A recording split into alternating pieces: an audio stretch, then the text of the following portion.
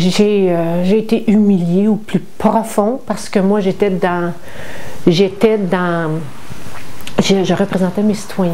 Je travaillais, je me suis sentie comme une criminelle, vraiment. Ça a commencé, en fait, aussitôt que j'ai été élue, la première journée qu'on a eu une rencontre, le soir de la sermentation.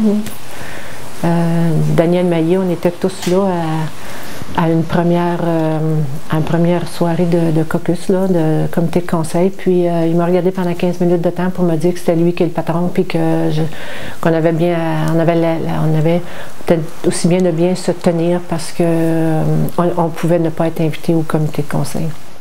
Alors, le soir du 31 mai 2010, on a eu la visite du vérificateur pour nous mettre au courant des états financiers. Puis on avait eu l'état financier le vendredi suivant. J'avais regardé ça à la maison. Moi, j'avais l'expérience des états financiers. J'avais quelques questions. Il avait dit, c'est des gens qui ont des questions, posez-les. Fait que j'ai posé mes questions. Une petite question, j'avais des éclaircissements. Je voulais avoir ces états financiers. Et puis, suite à ça, mais à la fin de après ça, on a eu le comité de conseil. Puis à la fin de ce comité de conseil-là, le maire a fait sortir la greffière.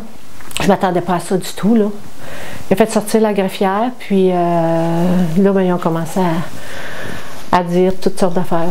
Là, j'ai dit au maire, j'ai dit, ben c'est ça la démocratie au sein du conseil. Fait que là, il s'est levé en furieux. Il s'est en allé, puis là, il dit, t'es exclu, je ne veux plus te voir la face, t'es exclu du comité de conseil, puis il est parti enragé. C'était terrible ce soir-là.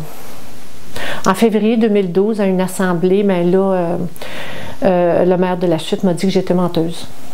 Alors moi, tu peux me dire n'importe quoi en politique, je vais le prendre, mais tu ne diras jamais que je suis menteuse.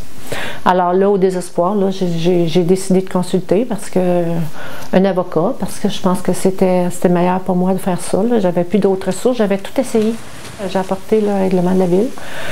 En regardant ça, il me dit, Mme Moussaille, vous avez le droit d'être au comité de conseil, il n'y a pas le droit de vous exclure. J'ai dit, voyons donc. Il dit, je vous le dis, Mme Moussaille, il n'y a pas le droit légalement de vous le faire.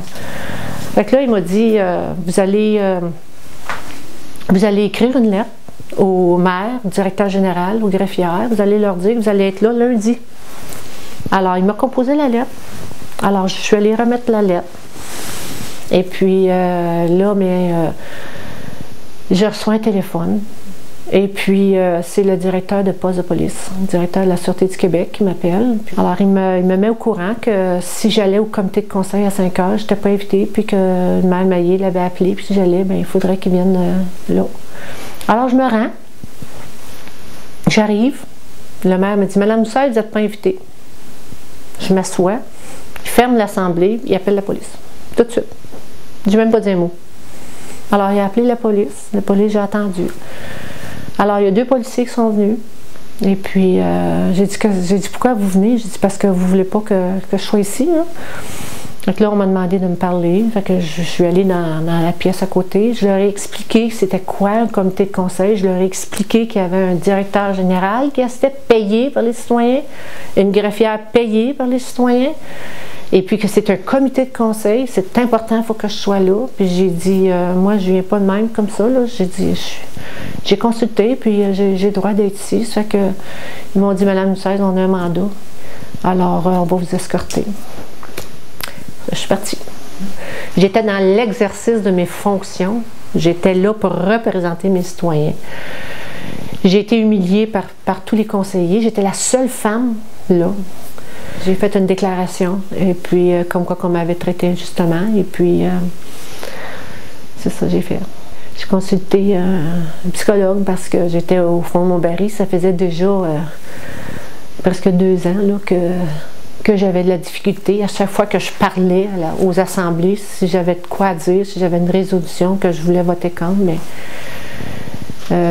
j'étais très nerveuse parce que je savais que je serais mal reçue. Alors, après ça, j'ai repris mon courage, puis je suis retournée, puis j'ai continué mon mandat avec la tête haute. Il ne devrait pas avoir d'exclusion d'un conseiller municipal dans un caucus, parce que c'est très, très important. C'est pas un privilège, c'est vraiment une obligation. C'est un devoir. C'est un devoir d'être là pour être capable de prendre des décisions. J'étais complètement seule. Et c'est pour ça que je fais ça pour les conseillers et conseillères de la province de Québec. Parce que, comme conseiller, on est élu, mais on n'a pas d'aide. On n'a pas personne pour nous aider. J'ai cherché partout avant d'aller à un avocat. Ça a été la dernière ressource que j'ai faite. Et puis, c'est pour ça que j'ai fait ça. J'ai fait pour aider les autres aussi. Là.